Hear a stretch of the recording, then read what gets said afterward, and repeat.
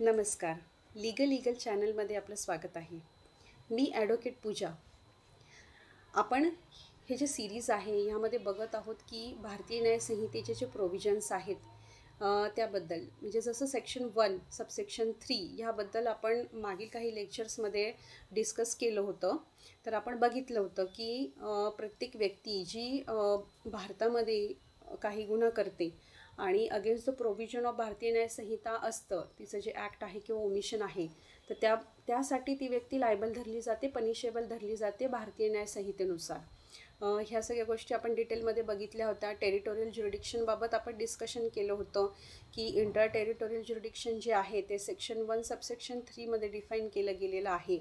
आणि ह्या ॲक्टमध्ये सांगितलं होतं ही जे डेफिनेशन आहे, every person shall be liable to punishment under this Sanhita and not otherwise for every act or omission contrary to the provision thereof of which he shall be guilty within India. म्हणजे भारतामध्ये त्या व्यक्तीला liable धरलं जाईल, punishable धरलं जाईल आणि भारतीय न्याय संहिता ही जे ॲक्ट आहे ह्या प्रोव्हिजन त्या व्यक्तीला लागू होतील. आता ह्यामध्ये आपण एव्हरी पर्सन हे जे आहे एव्हरी पर्सनला डिफाईन केलं होतं की एव्हरी पर्सनमध्ये नॅचरल पर्सन, आर्टिफिशियल पर्सन येतात. नॅचरल पर्सनमध्ये सिटिझन ऑफ इंडिया आणि नॉन सिटिझन हे दोन्ही इन्क्ल्यूड होतात, हे पण आपण बघितलं होतं. त्यानंतर आपण हे पण बघितलं होतं की ऑफेन्स कमिटेड विदिन इंडिया, म्हणजे within the territory of India हे डिफाईन करताना कुठल्या कुठल्या गोष्टी ह्यामध्ये येतात ह्या पण आपण स्पेसिफिकली आणि खूप डिटेलमध्ये डिस्कस केलं होतं. आणि स्पेशली त्यातलं जे हे आहे की इंडियन टेरिटोरीमध्ये लँड येतं, रिव्हर येतं आणि टेरिटोरियल एरिया म्हणजे त्यातलं टेरिटोरियल वॉटर ज्युरिडिक्शन जे आहे BNSचं ते पण आपण डिटेलमध्ये बघितलं होतं मागच्या सेशनमध्ये. आज आपण बघणार आहोत की जसं ह्या ॲक्टनुसार सांगितलं की every person should be liable, है ना, म्हणजे प्रत्येक व्यक्तीला every person is liable under this of, म्हणजे जेव्हा ती व्यक्ती ऑफेन्स कमिट करते तेव्हा ती प्रत्येक व्यक्ती ही भारतीय न्याय संहितेनुसार लायबल धरली जाईल जर तिने ॲक्ट ऑर ओमिशन केलेलं आहे to the contrary to the provision of Bharatiya Nyaya संहिता, मग ती इंडियन सिटिझन असो या फॉरेनर असो, तर हे त्यामध्ये इन्क्ल्यूड होतात. त्या व्यतिरिक्त आपण बघितलं की विदिन इंडियामध्ये काय काय येतं की त्यात लँड येतं, टेरिटोरियल वॉटर येतं, एक्स्ट्रा टेरिटोरियल वॉटर जे आहे ते बघितलं आपण. तर हे पण म्हणजे मरीन बेल्टच्या संदर्भातली जी प्रोव्हिजन आहे ती कशी लागू होते ते पण आपण बघितलं. आता आजच्या सेशनमध्ये आपण बघणार आहोत की पर्सन नॉट लायबल अंडर संहिता, म्हणजे या संहितेमध्ये कुठली व्यक्ती आहे की जी लायबल होत नाही, म्हणजे कोणाला एक्झम्पशन दिलेलं आहे किंवा काही प्रिव्हिलेज क्लासेस ऑफ पर्सन आहेत की ज्यांना ह्या संहितेनुसार पनिशेबल केलं जात नाही किंवा त्यांनी ऑफेन्स केला आहे असं गृहीत धरलं जात नाही. तर आज आपण हे जे certain privilege classes of person कुठले कुठले आहे ते आपण बघणार आहोत डिटेलमध्ये. म्हणजे person exempted from criminal liability under BNS following are the privilege classes of person who are not liable to be punish for any crime under Sanhita. जसं every person is liable to punishment for an offence under Sanhita committed in India, but however criminal court have no jurisdiction to try certain person even if they have infringed the provision of संहिता. जरी त्यांनी काही provision संहितेची इन्फ्रीज केले असतील तरीसुद्धा ते liable धरले जात नाही. आणि असे कुठले व्यक्ती आहे तर ज्यांना लायबल धरलं जात नाही BNSच्या अंडर, ते आपण आज बघणार आहोत. तर फर्स्ट आहे यामध्ये 6 टाईप्स म्हणजे 6 प्रकार जे आहेत कॅटेगरी हे डिस्कस केले गेले आहेत ह्या एक्झम्पशनमध्ये किंवा प्रिव्हिलेज क्लास ऑफ पर्सनमध्ये. फर्स्ट आहे president and governor. Under article 361 of constitution of India, president of India आणि governor of state are exempted from civil और criminal proceeding during their term of office. जोपर्यंत ते टर्म ऑफ ऑफिस मीन्स जोपर्यंत ते कार्यरत आहे as a president म्हणून किंवा गव्हर्नर म्हणून, तर तोपर्यंत त्यांना प्रोसिक्यूट केलं जात नाही. त्यांना भारतीय न्याय संहितेनुसार त्यांच्या विरुद्ध गुन्हा दाखल केला जाऊ शकत नाही किंवा प्रॉसिक्युशन त्यांच्या विरुद्ध केलं जाऊ शकत नाही. आणि हे डिफाईन केलं गेलेलं आहे आर्टिकल 361 ऑफ कॉन्स्टिट्यूशननुसार.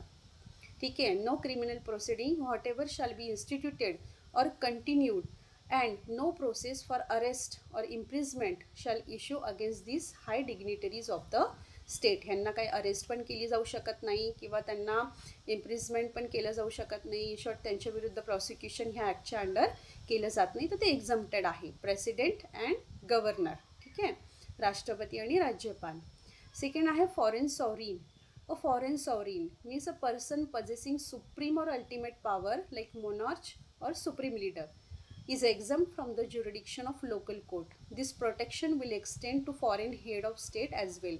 म्हणजे फॉरेनचे जे हेड आहेत, जे सुप्रीम लीडर आहेत, तर ते ह्या ॲक्टच्या अंडर प्रोसिक्यूट केले जाऊ शकत नाही. ह्या ॲक्टच्या अंडर त्यांच्या विरुद्ध कारवाई केली जाऊ शकत नाही. तर foreign sovereign are immune or exempted from this BNS. Third आहे foreign ambassador and other diplomatic representative. An ambassador is an accredited member and work as a representative of an independent sovereign or state and is entitled to the same immunity as sovereign. म्हणजेच काय की ambassador आणि जे diplomatic representative आहेत ते सुद्धा ह्या ॲक्टच्या अंतर्गत इम्यून आहेत, की त्यांच्या विरुद्ध कारवाई केली जाऊ शकत नाही ह्या ॲक्टच्या अंडर.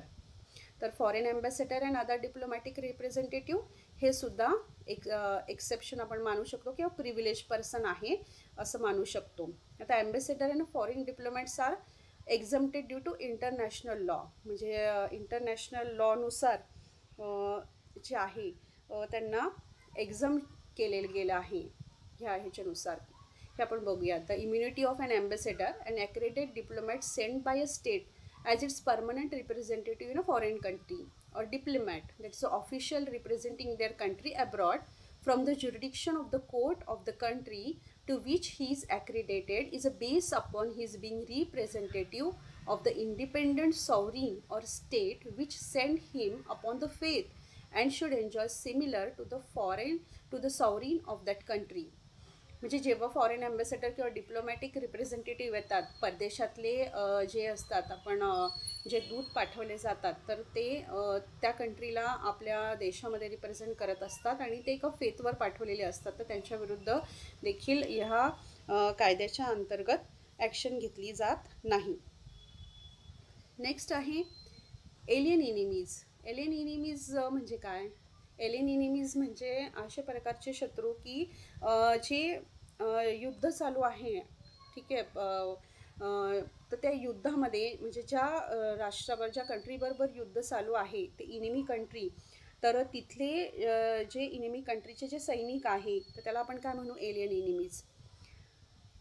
तर ते सुद्धा त्यांच्या विरुद्ध ह्या ॲक्टनुसार कारवाई केली जात नाही. त्यांना दुसरा ॲक्ट लागू होतो, ह्या ॲक्टनुसार नाही होत. मार्शल लॉ लागू होतो आपल्या criminal कोर्टमध्ये.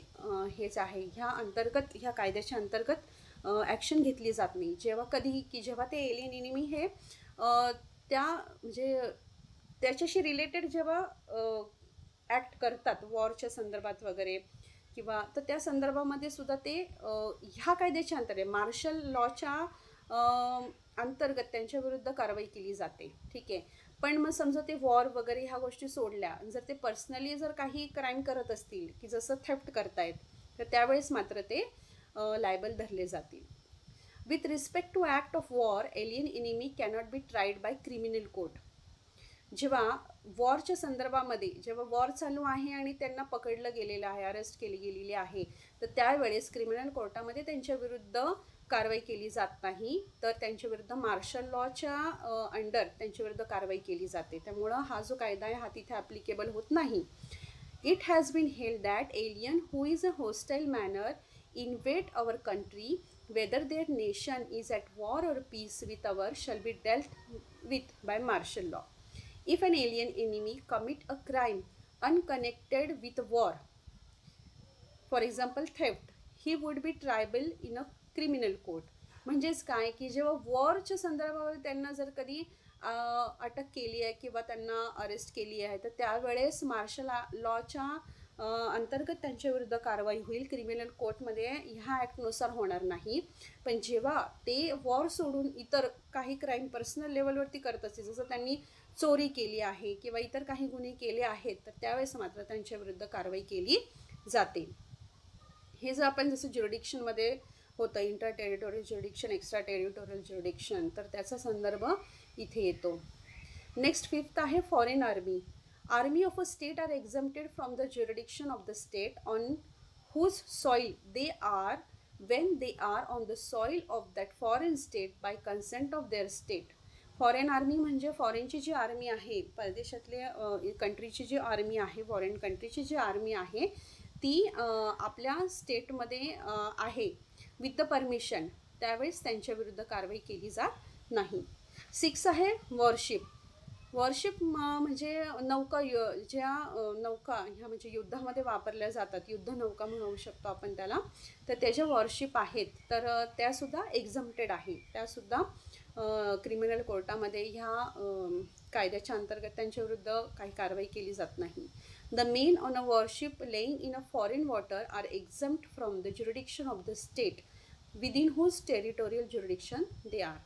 This immunity is based on the principle that the territorial state which admit to its territory an armed force or warship of a friendly foreign power undertake not to exercise any jurisdiction over such a force or its ship which would be inconsistent with its existence as an efficient force. म्हणजे worship जे आहे तर ते सुद्धा ह्याच्यामध्ये म्हणजे हे ज्युरिडिक्शनमध्ये लागू होत नाही, ही एक्झम्प्ट आहे. म्हणजे जे inter territorial extra territorial jurisdiction आपण हे जे बघतो आहे सेक्शन 1 सबसेक्शन 3 मधलं ज्युरिडिक्शन पार्ट, ह्या ज्युरिडिक्शन पार्टमध्ये विदिन हू ज्युरिडिक्शन म्हणजे ह्या कायद्याच्या अंतर्गत कोणाविरुद्ध गुन्हा दाखल केला जाऊ शकतो, कोणाविरुद्ध नाही केला जाऊ शकत. तर आपण आत्ता बघतो आहोत की कोणाविरुद्ध गुन्हा दाखल नाही केला जाऊ शकत ह्या कायद्याच्या अंतर्गत. तर आपण हे 6 पॉईंट पाहिले आहेत की जे हे इम्यून आहेत किंवा हे जे आहेत त्यांना एक्झम्प्ट केले गेलेलं आहे आणि त्यांना प्रिव्हिलेज क्लास ऑफ पर्सन मानलं गेलेलं आहे. तर हे 6 पॉईंट इम्पॉर्टंट आहे. पहिलं आपण बघितलं president and governor, second foreign sovereign, third foreign ambassador and other diplomatic representative, alien enemies, foreign army आणि वॉरशिप. तर हे 6 गोष्टी आहेत ज्या आपल्याला लक्षात ठेवायच्या आहे की ते जे आहेत ह्या ज्युरिडिक्शनच्या अंतर्गत येत नाही आणि ते इम्यून आहे. आता हे जे आहे की suppose president, governor, foreign sovereign, foreign ambassador and diplomatic representative ह्यांचा जर आपण असं विचार केला तर असं आपण म्हणू शकतो king can do no wrong. म्हणजे हे जे प्रिन्सिपल आहे ह्या प्रिन्सिपलवरती हे बेस आहे. ठीक आहे की राजा जो आहे तो रॉंग करू शकत नाही, चुकीचं काही कृत्य करू शकत नाही. म्हणजे king can do no wrong ह्या प्रिन्सिपलवरती हे बेस आहे. All the countries have universally acknowledge the immunity from criminal prosecution to such persons. This is based on the principle that the king can do no wrong and hence is not bound by any act of parliament. म्हणजे म्हणून हे जे आहेत ह्या व्यक्ती ह्या immune आहेत, त्यांना हा कायदा लागू होत नाही. तर हे आपण पाहिलं. त्याचप्रमाणे आपण पाहिलं की प्रेसिडेंट, गव्हर्नर जे आहे ते आर्टिकल 361 जे आहे कॉन्स्टिट्यूशनचं त्याच्यानुसार त्यांना इम्यून केले गेलं आहे किंवा ते ॲन्सरेबल नाही आहे कोर्ट ऑफ लॉला in the matter relating to their power and duties. जे काही ते एक्सरसाइज करतात आहेत ॲज अ प्रेसिडेंट किंवा ॲज अ गव्हर्नर म्हणून जे ते काम करत आहेत आणि exercise of their power duties म्हणजे त्यांचे फंक्शन परफॉर्म करत आहेत, तर त्यामध्ये जे काही डिसिजन घेत आहेत म्हणजे जे काही ते विदिन देअर पॉवर ह्या गोष्टी करत आहेत ह्या सगळ्यासाठी ते लायबल धरले जाणार नाही. आणि हे जे दिलेलं आहे हे भारतीय हे जे आहे हे कॉन्स्टिट्यूशनच्या आर्टिकल 361 मध्ये डिफाईन केलं गेलेलं आहे. ठीक आहे.